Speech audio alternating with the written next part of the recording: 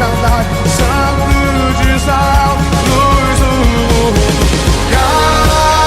Galileu, Jesus, Jesus.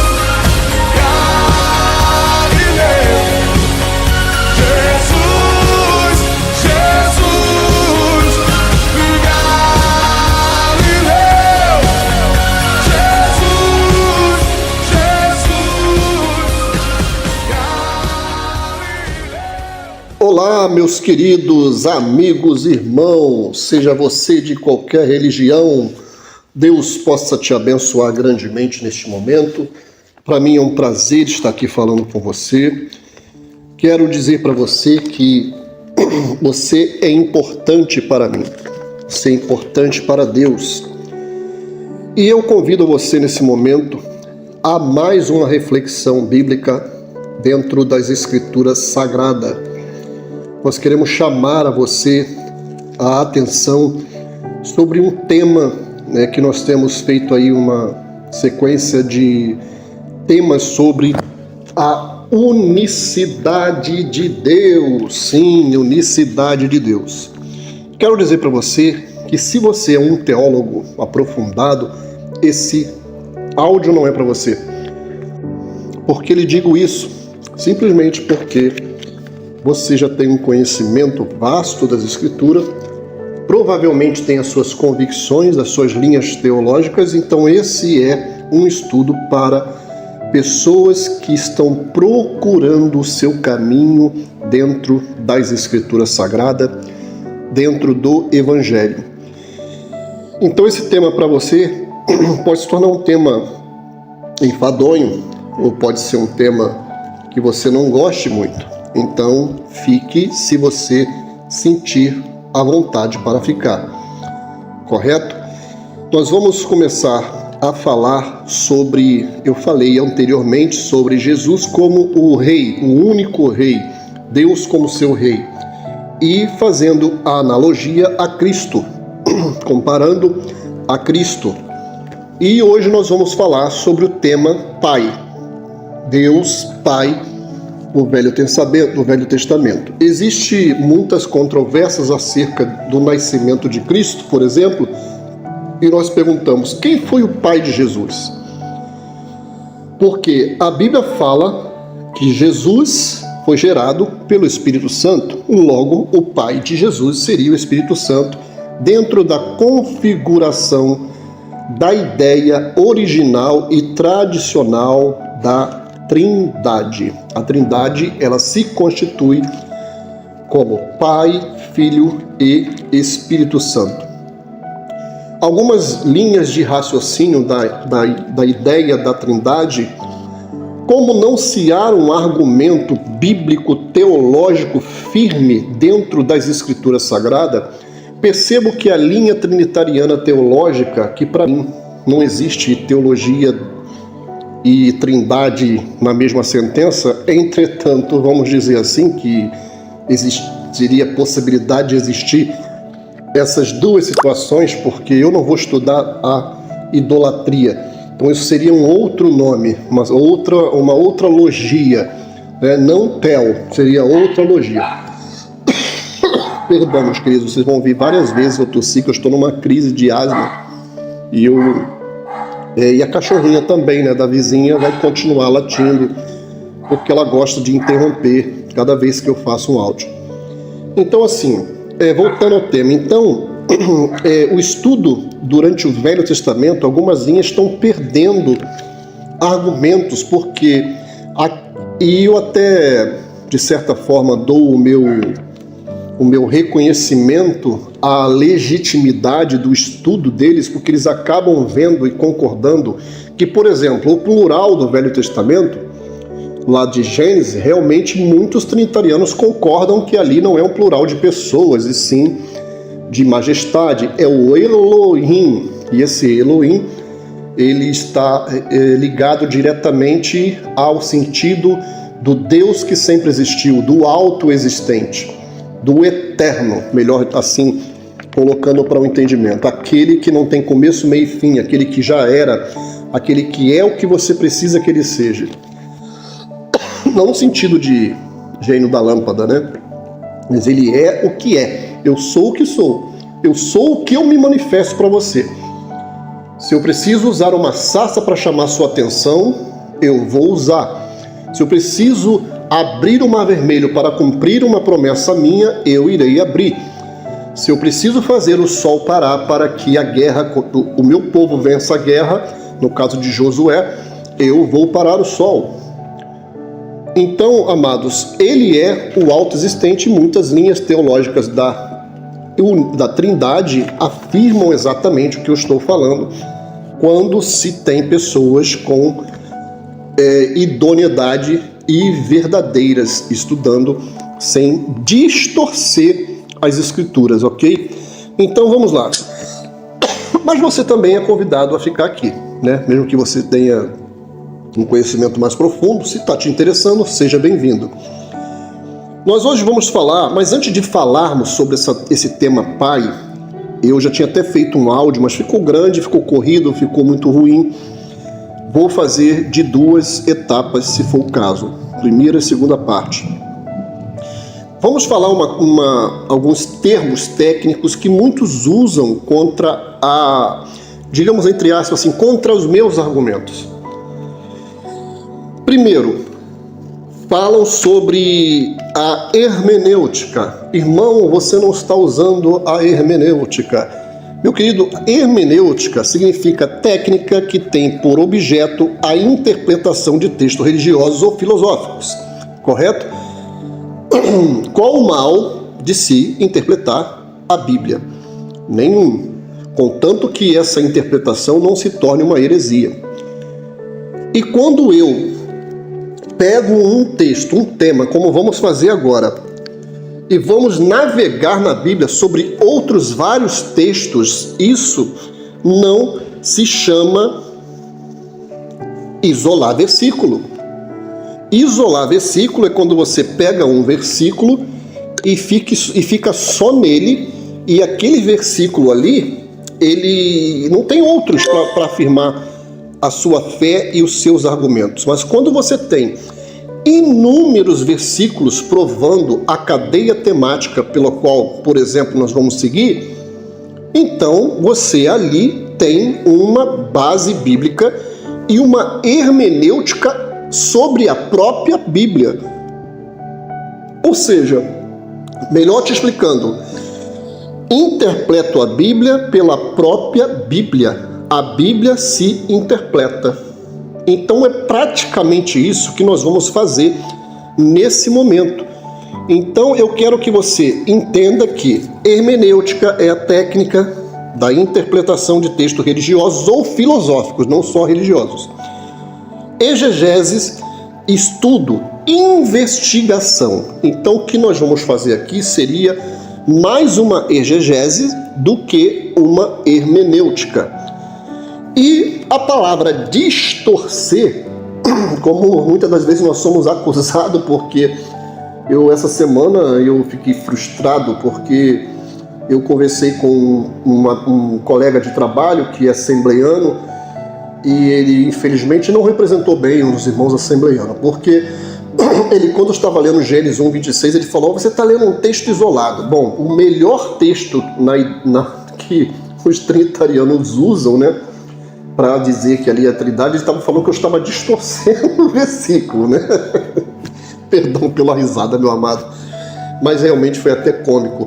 E ele falou assim: você está isolando o versículo, você tem que ler tudo. Aí eu usei um pouco de sacarmo, digamos assim, se é que eu estou pecando em dizer que eu usei sacarmo, porque eu falei: tá bom, meu irmão, então vamos ler do capítulo 1 o capítulo 1 de Gênesis, né? Você quer que eu leia tudo até chegar ao 26? Então vamos lá. No princípio criou a Trindade, o céu e a terra. Ai, tá vendo, irmão? A Trindade aí já de cara. Aí eu olhei para ele e falei assim: meu amado, vamos fazer o seguinte, vai estudar a Bíblia, vai ler um pouco mais a Bíblia, porque eu tô vendo que você está completamente despreparado. E você que diz ser líder de oração, você diz que já expulsou o demônio de uma mulher lá e a mulher morreu, enfim, mas conversa típica mesmo de pentecostalismo desequilibrado, né?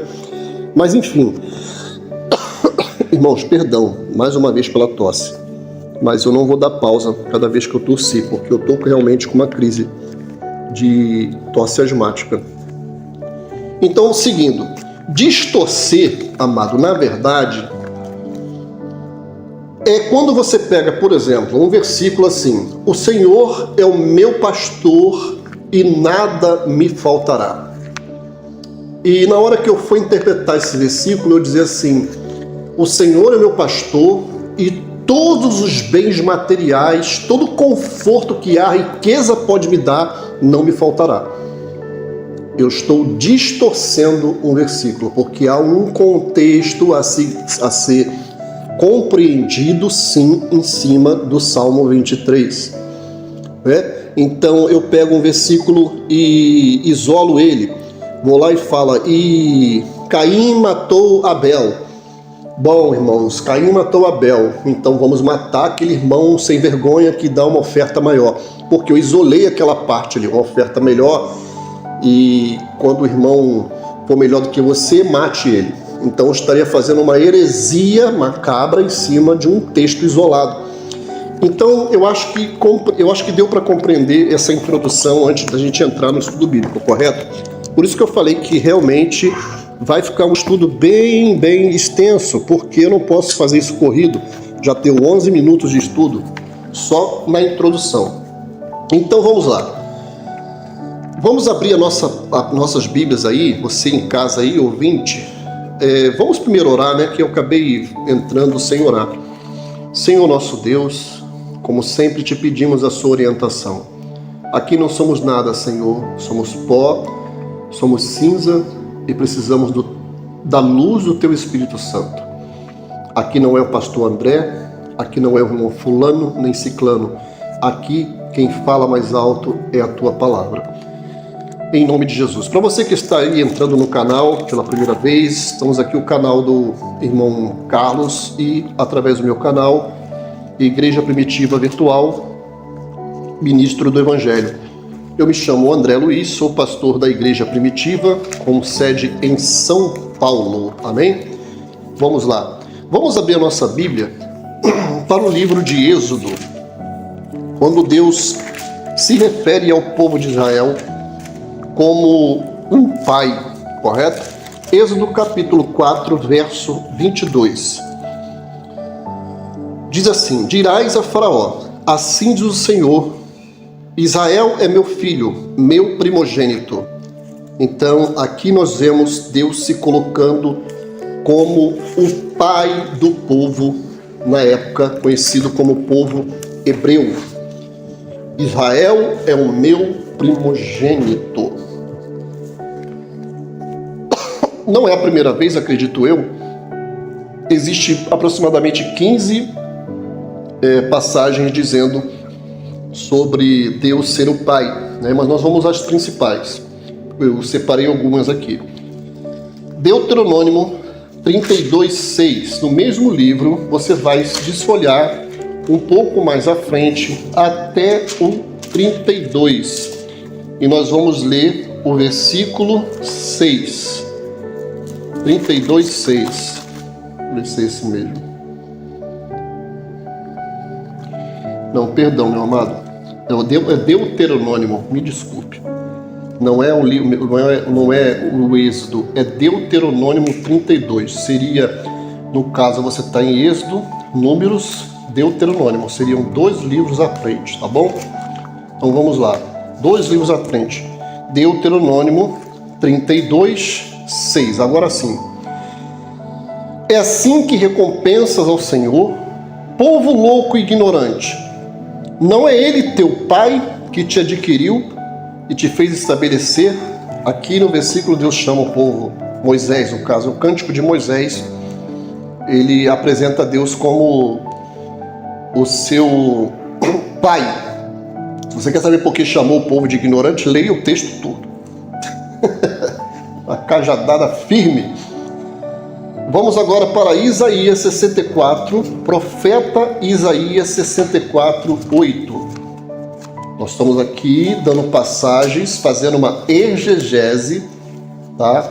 Não estamos fazendo uma hermenêutica, estamos mais fazendo uma exegese, investigando o tema sobre Pai. 64:8 nos diz assim: mas agora o Senhor, ó Senhor, Tu és nosso Pai, nós somos o barro e Tu o nosso oleiro, e todos nós obras de Suas mãos. Somos criados à imagem e à semelhança a partir do pó, como diz em Gênesis, em Bereshit. E agora, Isaías 63, versículo 16, diz assim: mas Tu és nosso Pai, ainda que Abraão não nos conhece, e Israel não nos reconhece. Tu, ó Senhor, és nosso Pai. Mais uma vez o profeta Isaías apresenta o Todo-Poderoso Jeová, ou Yahvé, ou Yalhu, como você quiser. Esse é um tema muito interessante, né? Sobre o nome de Deus. Existem várias interpretações para o nome de Deus, mas isso aí já é um outro tema, senão nós bolamos o meio de campo e nos perdemos. Vamos se atentar ao tema Pai. Deus é Pai. Depois vamos tratar sobre essa questão do tetragrama sagrado e o nome de Deus, né? Quem sabe um dia eu esteja preparado para isso, Deus me dê graça para falar sobre isso. Segundo 1 Crônicas 17, vamos voltar um pouco, e lá em 1 Crônicas 17, versículo 13, que diz assim, Deus falando, né? Eu lhe serei por pai, e ele me será por filho. A minha misericórdia não apartarei dele, como a retirei daquele que foi antes de ti.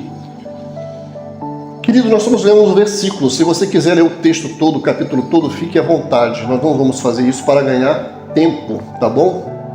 Mas você está vendo que nós estamos seguindo uma cadeia temática.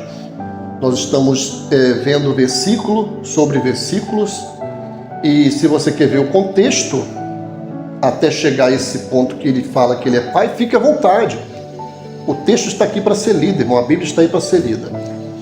Mas como nós estamos aqui falando sobre, apresentando Deus como pai, eu acho que os versículos falam por si mesmos. Eu não tenho que, eu acho que ninguém está contestando até esse ponto do estudo que Deus está sendo apresentado como pai. Malaquias 2:10. Eu acho que até agora você concorda comigo. Eu acho que não tenho porquê ainda entrar alguma divergência. Malaquias, verso 2. Malaquias, vamos lá para o último livro da Bíblia. Aliás, perdão, o último livro do Velho Testamento. Malaquias 2:10. Depois nós vamos voltar para Isaías, tá bom? Não temos nós, Malaquias 2:10, não temos nós todos o mesmo Pai? Não nos criou o mesmo Deus? Por que seremos desleais um para com os outros, profanando a aliança de nossos pais? Vamos repetir novamente e vamos frisar. Não temos nós todos um mesmo Pai, nosso Deus? Não nos criou um mesmo Deus? Então aqui já começa o assunto a entrar no mais profundo, quando diz que não temos todos o mesmo Pai. Não nos criou o mesmo Deus? Algumas traduções mais antigas diz um mesmo Pai, diz um. Aí já engoliram a palavra um aqui que não quiseram facilitar para nós, né? Perdão. Então vamos lá. Não nos criou todos o mesmo Pai?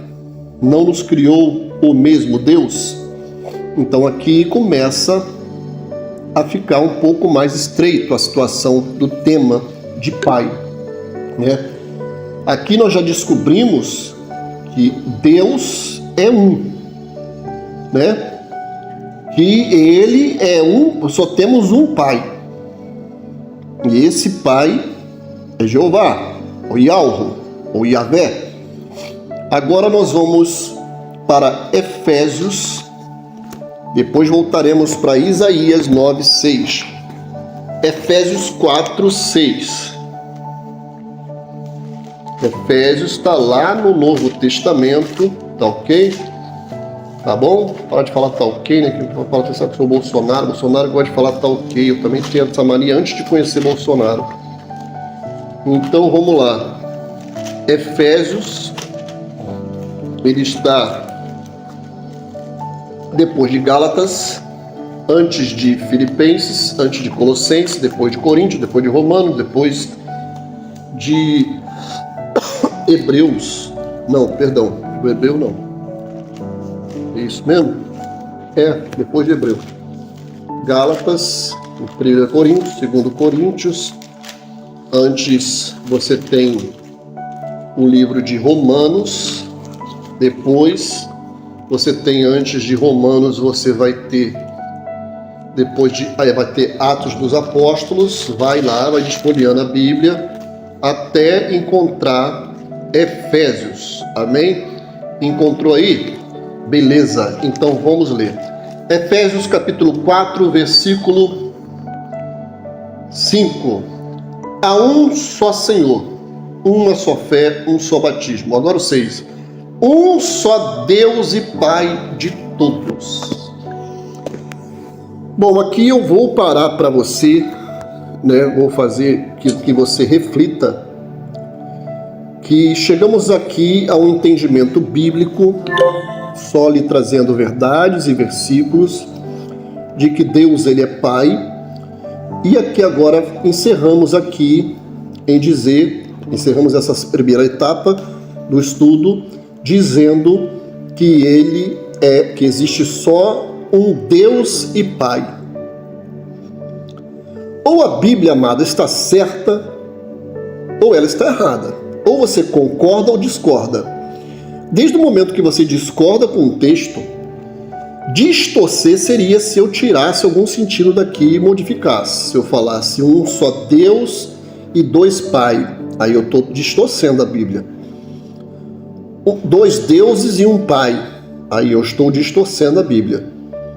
Há um só Deus, depois um Filho e depois o Espírito Santo. E Deus é Pai, o Filho é Filho, o Espírito Santo é Espírito Santo. Eu estou distorcendo a palavra de Deus.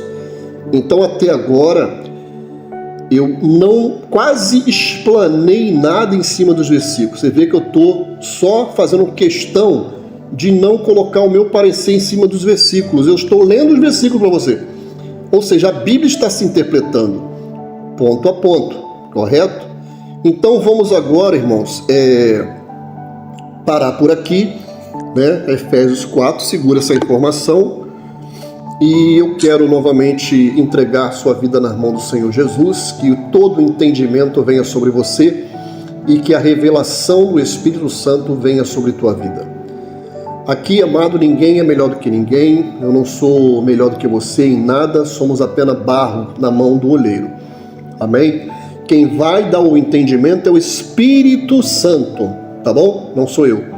Que o Espírito Santo que vai te falar. Então, para isso, dobra o teu joelho, meu querido. Ora, Senhor, que o irmão André está falando, isso aí está na tua palavra mesmo?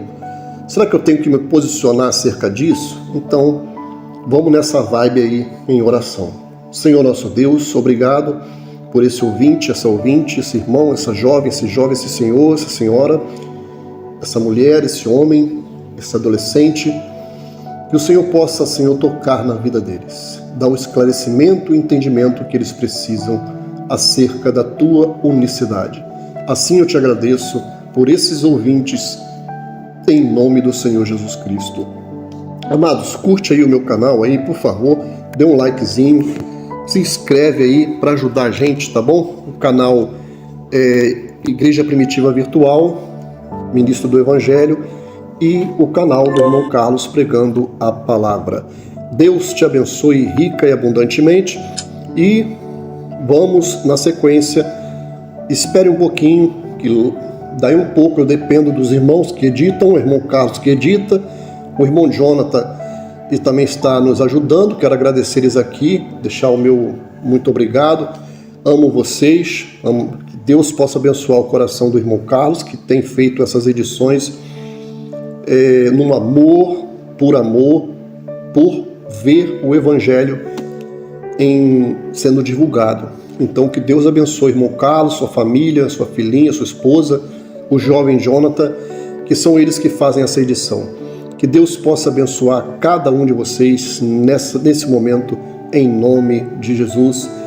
Curte aí. Um abraço.